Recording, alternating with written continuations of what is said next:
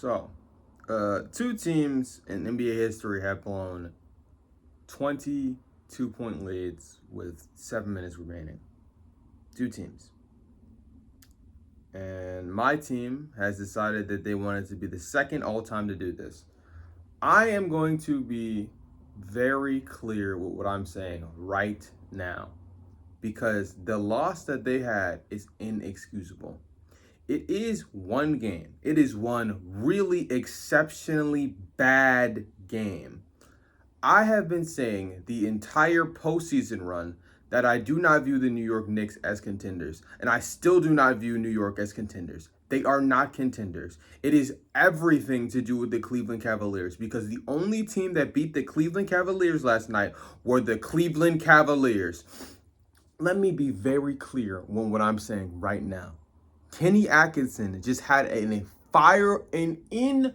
inexcusable 7 straight minutes of basketball. But I'm not going to talk about the overtime because that's not the fucking 7 minutes I'm talking about. Because if you just want to count the overtime, you know what? You got it.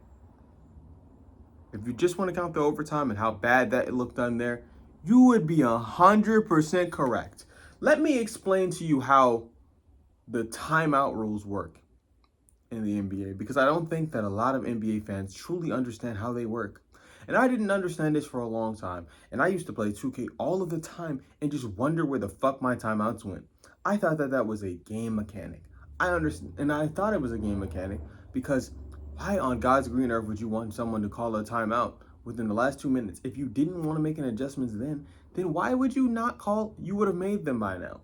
Your players are probably already tired, and there's no reason not to call the timeout. Let me explain to you how I finally figured this out. I learned this a couple of years ago when we watched, I think Milwaukee it was, choke something so fucking terrible, and Mike Budenholzer refused to call a timeout. I finally learned how the timeout rules work. It has been 5 years since then. Kenny Atkinson has been a part of NBA teams for longer than I have been watching basketball. At this level, there is no way Kenny Atkinson does not know how the timeouts in the NBA work. So with all of those things being said, the fact that this man watched 5 timeouts just disappear from his fucking pocket makes no goddamn sense. It makes 0 sense. So if anyone who is not a Cleveland fan ever has the audacity to ask me how I currently feel about Kenny Atkinson, how I currently feel about the New York Knicks as a whole, I will be pointing to this moment. This moment right here where Kenny Atkinson had a fucking brain stroke, had an aneurysm, had some kind of medical emergency and deficiency going on in his brain, a mental lapse. I am so serious when I say this. If Popovich was on the sidelines right now, he probably still would have called a timeout. And that motherfucker has had a goddamn stroke. I am still 100% sure that he would have called the fucking timeout there. That shit was unexcusable. So let me explain to you why not calling the timeout was super bad. The New York Knicks are currently gaining momentum. Brunson has been having a dog shit game. I'm talking about one of the worst games I've ever seen from him. And he still has 21 points, but it's looking ugly and he's consuming a lot of shots. And they've had Mitchell Robinson in the game. Mike Brown has already figured out what to do when Mitchell Robinson is getting them into into the bonus and they can't seem to generate any offense. You pull Mitchell Robinson off of the floor, and for whatever reason, Mike Brown did not pull Mitchell Robinson off of the floor, partly because he probably realized that the game was over at that point and that things were going to quickly change short thereafter. The game was incredibly over. There was no way in hell that the Cavaliers, with 6 minutes remaining in the fourth quarter, were going to lose this game. Yes, the Knicks were starting to hit their stride, but the Cleveland Cavaliers, all they had to do was not fuck everything up. And then they proceeded to fuck everything up. So, and by the way, this gets just so insulting to me to watch this as an NBA fan because we just watched one of the greatest playoff games the day before, and then I had to watch my favorite team fuck me in the ass on national television, watching them do some asinine, stupid ass shit like this. And for a lot of you wondering why I do curse in my videos, I don't want these videos to be consumed by children. Fuck them kids. I should be able to say whatever the fuck I want on this goddamn platform of mine. All right? Cool. The basketball analysis is secondary. Everything that I want to say and will say on this channel will be 100% unfiltered. I will give my opinions all of the time because if I wanted to be filtered and I wanted to have to control what I say, I would have gone for a network television job or a reporter job like all of the other people that I actually know who are interested in this sport. I wanted my own platform so I could tell you what exactly I'm thinking. This is an inexcusable loss. But I haven't brought down why it was so bad. Harden is getting blown by every single time, and they're getting the switch on him no matter what. Dean Wade is off the court currently, and Sam Merrill is in foul trouble. And I mean, not just foul trouble. And I know you hear the numbers for this, guys. Kenny Atkinson realizes in the games that Sam Merrill plays that this team wins a lot. But I don't think he realizes this. In the games where Sam Merrill plays a fuck ton of minutes, the Cleveland Cavaliers are a shit defense. They are a dog shit defense. So if the offense is not hitting on all of its cylinders, which it was not in the fourth quarter, the offense had vanished. There is a stride in which the Cleveland Cavaliers are hitting the fourth quarter. And by the way, I want to say this as well.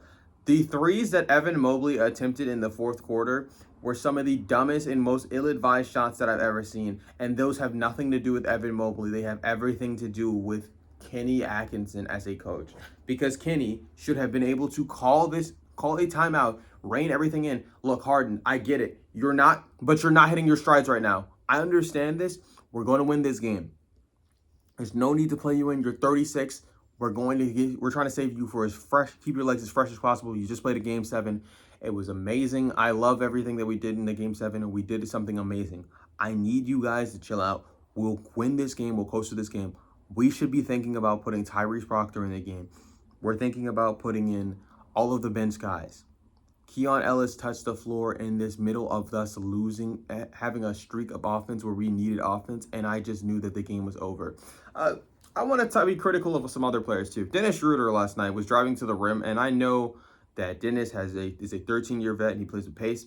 He was missing some fucking wide open layups, in my opinion. Or even if you want to say that the layups were contested, they were being contested by Karl-Anthony Towns, who is notoriously a bad rim defender, which means Cat actually is such a bad rim defender that people shoot a higher percent when he's there than versus when no one's in the fucking paint at all.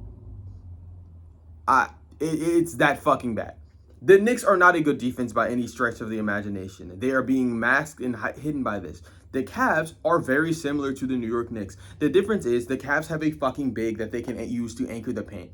And also, the tiny moments where Cat was actually, moving the game forward and helping his team win, I also distinctly noticed where that double bigs was not in the game at that point in time. And then this stretch where he was moving the game forward with a little bit of rebounding, all of that rebounding would be for naught if it weren't for the fact that James Harden and Sam Merrill were both on the court at the same time, which was completely inexcusable. So here's what I would propose if I was a coach. And, I shouldn't have to say this because it should be fucking obvious. Because it's obvious to anyone who was watching the game that wasn't Kenny Atkinson, apparently.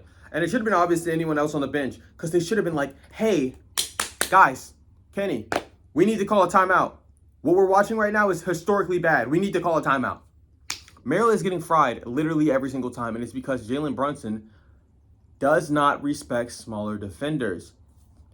I would like to take a look at what I said before this series. I said before this series, if I see Jose Alvarado and Deuce McBride and fucking Jordan Clarkson on the floor at the same time as James Harden or Donovan Mitchell, that the Knicks are going to lose those minutes in historic fashion. They lost those minutes in historic fashion. But do you know what the Cleveland Cavaliers did in response to them losing those minutes in historic fashion? They found fucking new ways to fuck everything up. They found new ways to ruin everything. They were absolutely abysmal out there, and I don't want that to be understated. There is not much more to talk about, and I'm not going to sing the praises of the New York Knicks for coming back down 22 because, again, the only thing that I learned last night, actually, I didn't learn shit last night. I just saw something just fucking asinine. I cannot put into words how bad of a moment that is. I can't. This is a series that should have taken the Cleveland Cavaliers at most 6 games to win because this is the softest defense that they have played against. in the entire postseason. The Toronto Raptors are most certainly, especially in the postseason setting, a better defense than the New York Knicks. It is not up for comparison. It is not up for debate. You can feel however you want to feel about it. It is a fact. And then when we talk about the Detroit Pistons won 60 games this season. The Detroit Pistons have a lineup and just pieces that would absolutely irritate this defense. Cade's size was a very big problem for us in the previous round. Brunson is not that. Brunson is not that size. I said in the previous video before the series started, that the shot making that Jalen Brunson brings to the table is something that is going to be sorely painful. But the things you can do to mitigate that is to put Strus and Dean Wade on him. And by the way, Dean Wade did a fantastic job, and he was also finding shots. That was something that many people had talked about and complained about, that Dean Wade was not taking that Dean Wade did not take enough shots. And I said that, and I acknowledged that. Dean Wade should take more shots. Shots when they're open. Those are good shots. Those are shots that he also has hit in the regular season. Those are shots that he's also hit in playoff series before. I'm not worried about him in that capacity. I felt like everyone on the court understood this, and this is another thing. Moving forward, James Harden will not be a part of this team next year. If James Harden is a part of this team next year, I want every single Cleveland Cavalier fan to stop being a fan of this team, to root for another team, because I know it's tough and it's hard to stop being a bandwagon or be with someone else, but there's surely some other team you've had any basketball interest in. Root for San Antonio at this point. If James Harden makes another return in the postseason, if James Harden makes another return for this season, we are going to have problems. Now, I know that you're saying to yourself, well, what the fuck is Cleveland going to do from a point guard position if they don't have James Harden on the roster? I don't know. This is why trading Darius Garland was detrimental. Oh, shit. Yeah, Harden's old, and he can't play defense. Garland couldn't play defense because of his size. Harden has been such a net negative defender in this thing, and this is but the benefits of Harden have been this. They're not going to immediately start picking on him. They're going to start picking on him when his legs are tired as fuck. He's old. He has a lot of mileage on his legs. He's been in the most consecutive postseason runs of any player actively. Most consecutive playoff runs actively. It's not a question. He has similar mileage on him in the fucking Nah, not really. He's got a lot of mileage on him though, right? A lot of second round appearances. His first conference finals appearance since 2018.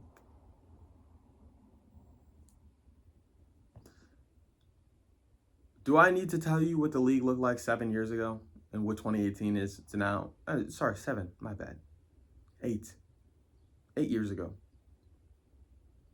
I think I need to explain to you how different it's been. All right.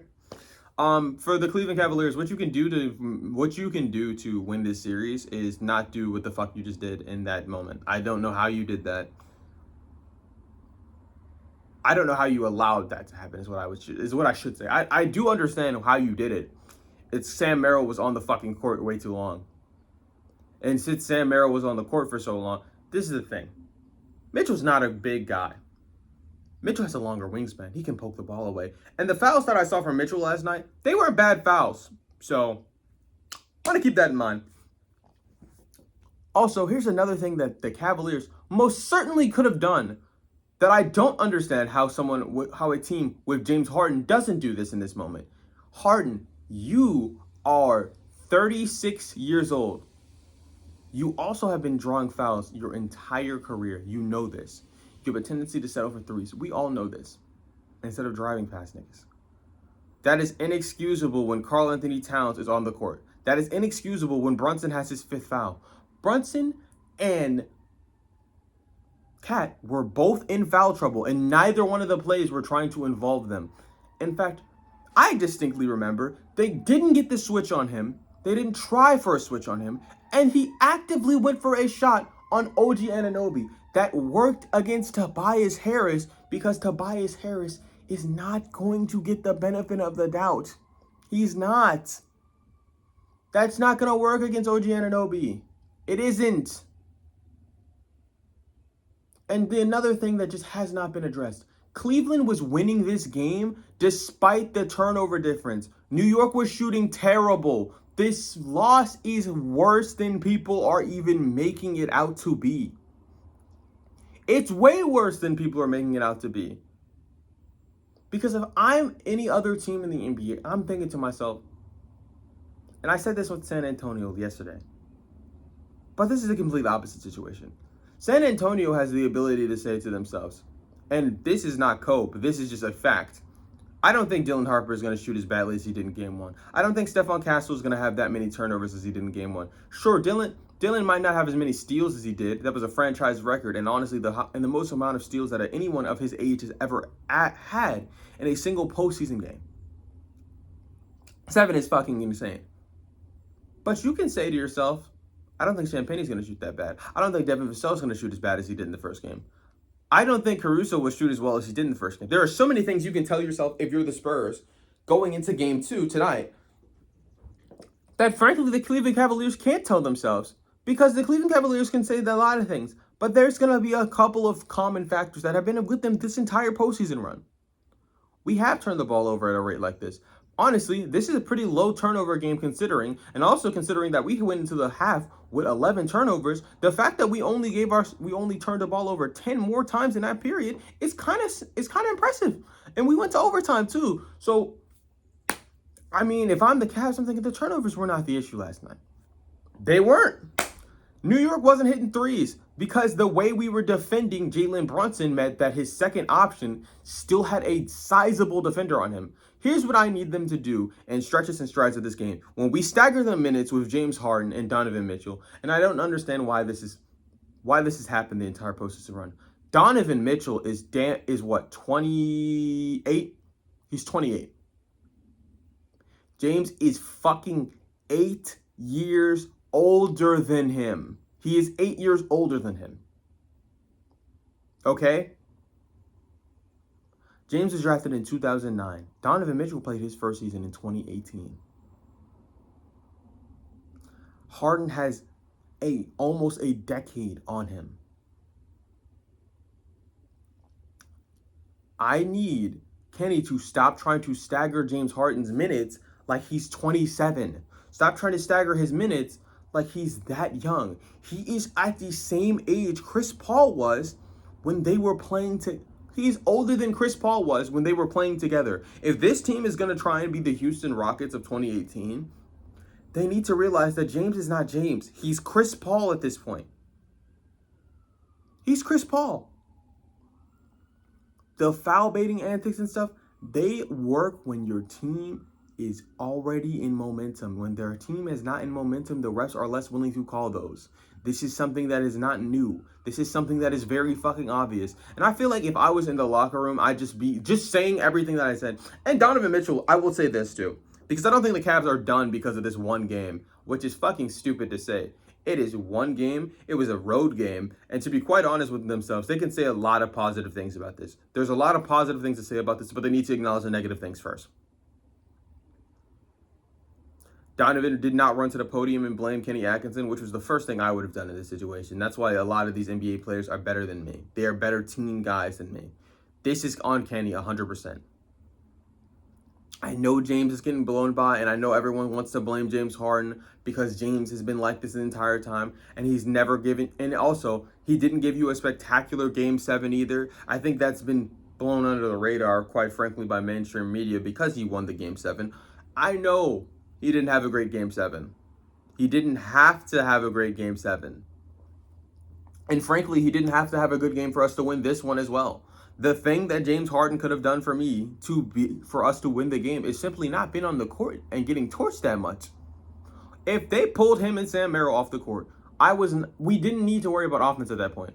I have said for a long time that I think it's a folly. It is a dumb idea in the NBA to play not to lose games at a certain point, especially when you're barely up, right? It's a bad idea to play to not lose, but that's quite frankly what the Cleveland Cavaliers should have done at that point. And that was because of the second thing that I say when I say those things normally. I say you should never play to not lose. You should always play to win, right? Playing to win is the smarter thing to do. And that's because of the shot making the shot making that is in today's NBA, in today's modern NBA. There is great shot making. There is great offense in today's games. You should never play to lose. You should never play to not lose. The Cleveland Cavaliers were actually playing good enough defense where they actually should have just not played to not lose. All they had to do was call a timeout. Hell, if he just challenged one of the plays, we would have been all right. And the reason I say he should have challenged one of the plays is because if you challenge, you still use a timeout, you can still sub. Any of that would have fucking helped in the fucking 5-minute span that Cleveland was getting the belt from specifically Brunson. It was just Brunson. And I know everyone's going to be like, Mikal Bridges hit a clutch shot. Mikal Bridges did hit a couple of clutch shots. Very, very clutch shots. He had a shot that hit every single part of the rim and went in. And Merrill had a shot that hit every single part of the rim and went out. Mike Greenberg had to take back a bang. That has never fucking happened. Never. It's never happened. Do you know why it's never happened? And also, the missed free throw shooting has been a continuous problem with this team. And they're also something that I can point to. Yes, the missed free throws did not kill the Cleveland Cavaliers as far as momentum. They were still far, far ahead. But those free throws that Jarrett Allen and Evan Mobley missed in the third quarter and some in the fourth quarter as well, that fucking hurt the team. That hurt the team. They didn't hurt the team in the same way that fucking playing Mitchell does. I'm sorry, though. The Knicks have the same flaws they have always had. The Cleveland Cavaliers need to exploit them. Next game, I need to see more drives on Karl-Anthony Towns and keep him in foul trouble. The stupid offensive fouls that this motherfucker has all of the goddamn time have been hurting his team. All of the time, they've been hurting his team. That's why if the New York Knicks play against the San Antonio Spurs, and that's just to say they emerge out of the series, or fuck it, even if Cleveland emerges out of the series. But let me put the lens on Karl-Anthony Towns really quickly. If Karl-Anthony Towns has to play against Wemby, after Wemby just went against Chet, especially because Wemby does not need any motivation, but I have some motivation for him. The Knicks won the Players' Cup, won the fucking play-in cup over you guys. What the fuck is it? Emirates Cup? They won that over you guys. On national television. On ABC. Do you know where the finals are going to be hosted? On ABC. Do you know how long the Knicks have been talking that shit since they've won against you guys? They've been doing that for a while.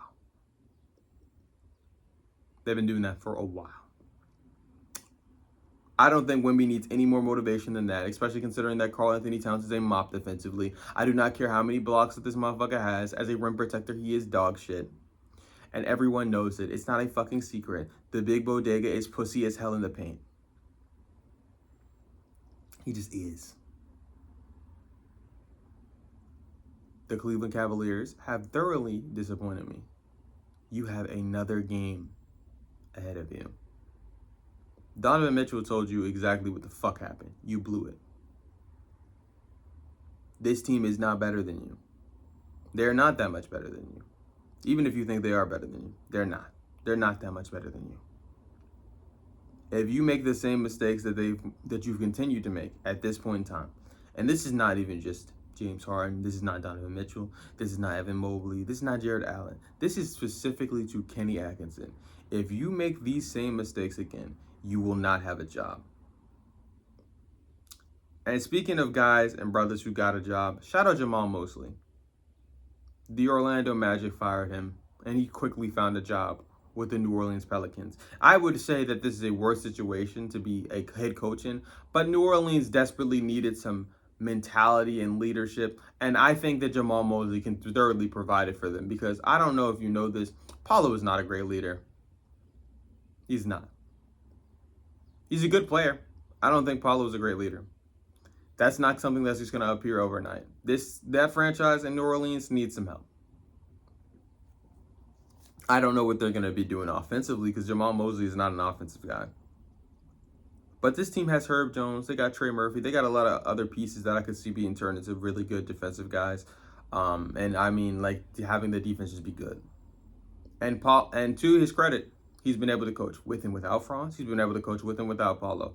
I don't think they're going to be doing anything in the West, but they could be a very interesting playing team in the next season, especially considering that this team has Derek Queen. I would love to see how he develops him, because The mistakes he made with Paulo are not going to be as bad over here. New Orleans actually has guys who can space the floor. That's something way bigger than he's worked with the entire time he's been in Orlando. He has not had a single spacer.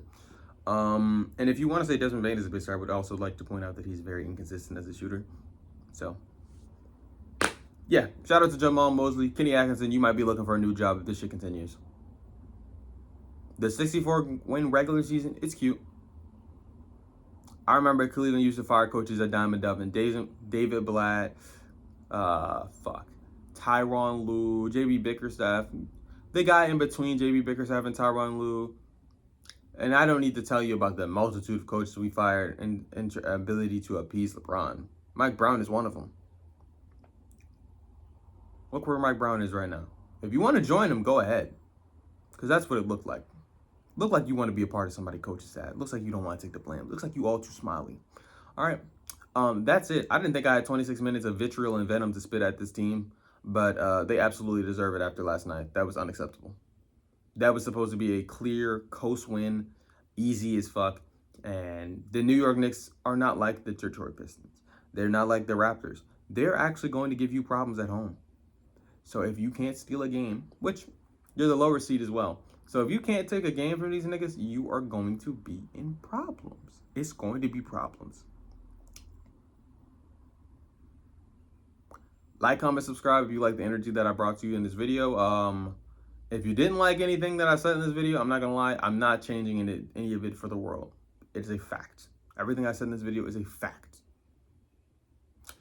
Goodbye.